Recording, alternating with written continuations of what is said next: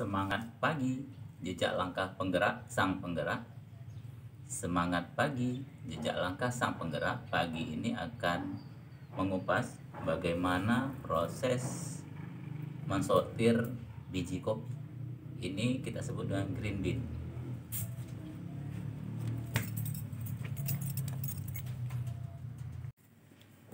Rekan sang penggerak, ini adalah green bean.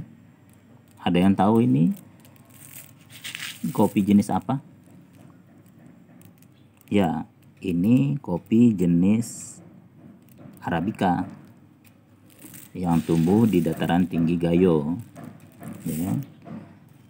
Di hadapan kita ini jenis kopi Arabica yang diambil di alam, bukan dipetik di pohon. Mengapa begitu? Mungkin ada yang kenal dengan musang. Mungkin ada yang kenal dengan istilah dengan kopi luwak. Ya, kopi luwak terkenal dengan kopi yang mahal. Tetapi biji yang kita kumpulkan ini tidak sebaik biji kopi yang kita panen dari pohon, dari ceri. Mengapa begitu? Karena biji kopi ini sebagian sudah lapuk.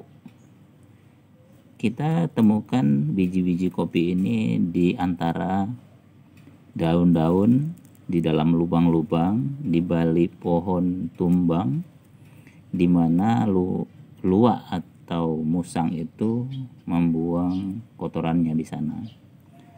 Jadi karena waktu yang lama, maka biji ini pun banyak yang rusak. Biji ceri itu rasanya manis buah. Dominan manis kalau dibandingkan rasa asamnya. Sehingga sangat digemari oleh musang. Nah, ternyata biji yang dimakan oleh luwak itu belum tentu buah yang berkualitas baik. Contohnya ini salah satu contoh bahwa bijinya itu banyak rusak. Pertama, selain diakibatkan oleh waktu yang kita panen, artinya waktu kita hunting biji luwak ini di alam, sehingga banyak buahnya itu yang sudah rusak karena mungkin mikroba atau bakteri atau mikroorganisme yang membuat biji-biji ini menjadi lapuk. Hari ini kita akan melihat yang mana biji yang bagus. Coba kita lihat. Nah, ini adalah contoh biji kopi yang lapuk.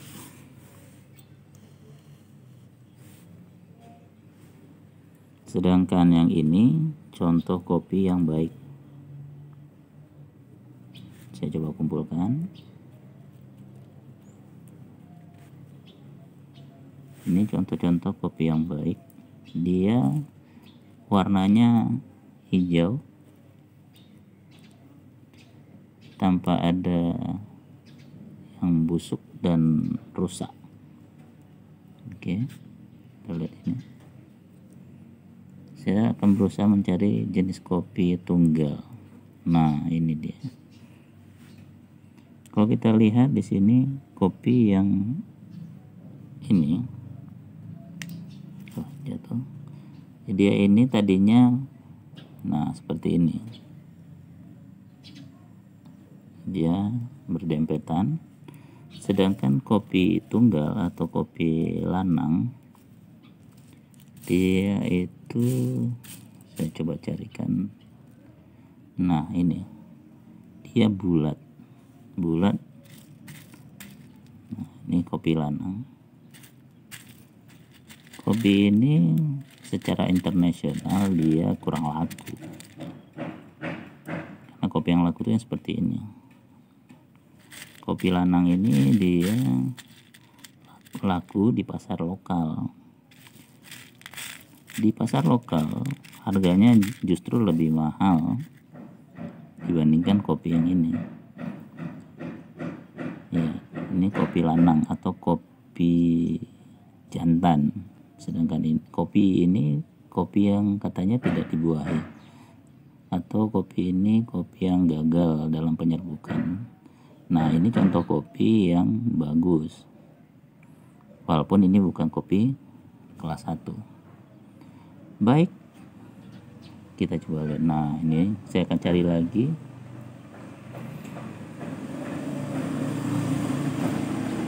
Kopi lanang untuk kita lihat sebagai pembanding. Nah, ini coba perhatikan, berbeda. Nah, yang mana kopi yang busuk atau kurang bagus? Kopi yang rusak seperti yang ini sebaiknya disortir, dipisahkan dari kopi yang bagus. Mengapa? Karena pada saat kita nanti akan melakukan roasting atau penggongsengan, maka kopi yang rusak ini nanti lebih dulu gosong, sehingga akan merusak cita rasa dari kopi yang bagus. Nah, ini kopi yang rusak. Coba perhatikan, ini kopi yang baik warnanya agak kehijauan, sedang kopi rusak itu warnanya agak buram.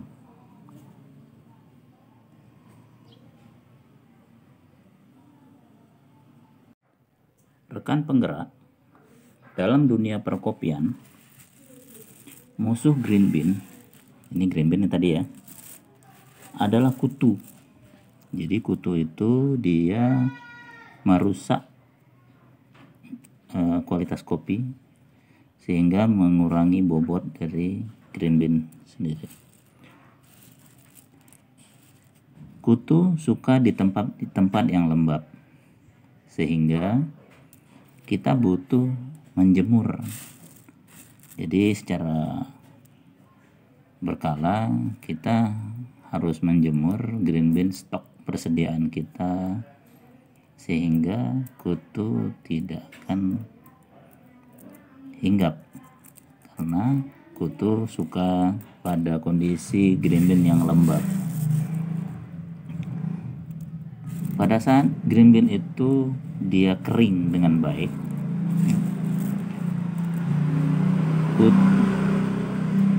green bean ini keras sehingga tidak disukai oleh kutu. Serangan kutu akan membuat cita rasa kopi yang dihasilkan dari roasting menjadi kurang nikmat, karena kopi yang sudah diserang oleh kutu, dia seperti ini, dia akan berlubang, rusak. Pada saat di roasting dia lebih mudah hangus dibandingkan kopi yang baik. Dalam 2 sampai dengan 3 hari setelah penyerangan, kutu itu akan 2 sampai 3 kali lipat pertumbuhannya. Jadi kita harus sering mengecek green bean kita di dalam karung atau di dalam tempat penyimpanan. Kita lakukan penjemuran dengan menggunakan tampah seperti ini, sebaiknya di tempat yang terhindar dari binatang, terutama anjing.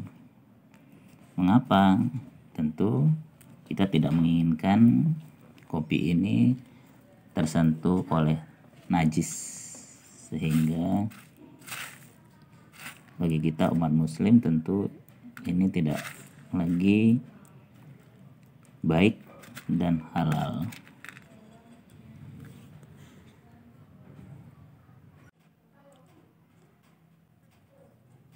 Rekan sang penggerak,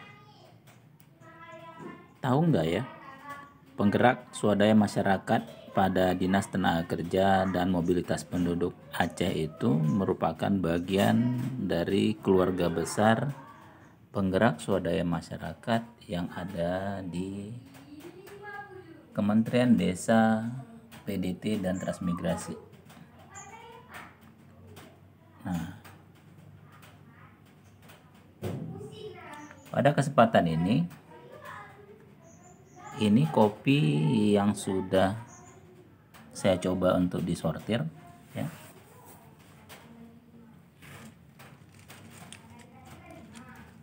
Ini kopi sortiran yang isinya kopi jelek. Apa saja yang disortir? Mengapa harus disortir? Coba perhatikan. Kopi ini ada yang busuk, ada yang kopong, masih ada kulit arinya, ada yang ukurannya kecil seperti ini. Yang pasti yang masuk dalam kategori kopi reject. Selanjutnya ini kopi lanang. Nanti saya akan jelaskan tentang kopi lanang. Ini saya coba pisahkan karena ukurannya tidak normal. Nah, ini kopi yang normal yang biasa di roasting, dijadikan kopi bubuk. Nah, ini kopi yang belum saya sortir dengan kondisi terjemur di matahari. Rekan sang penggerak, saya mencoba untuk mengupas sedikit tentang kopi lanang. Kopi lanang itu kopi yang tidak sempurna, ukurannya bulat seperti kacang hijau. Ukurannya biasanya lebih kecil daripada kopi yang biasa dijual seperti ini.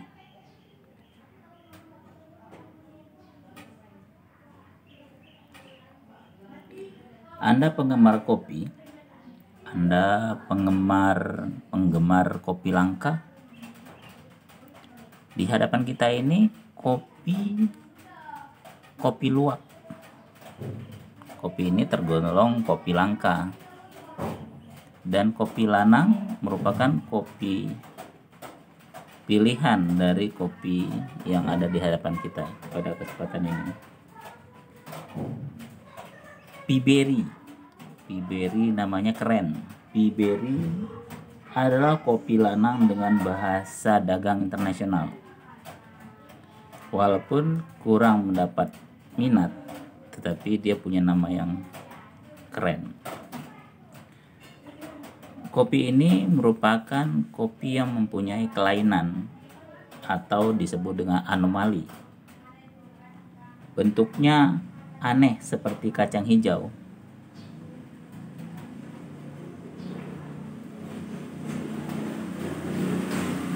Apa sebab kelainan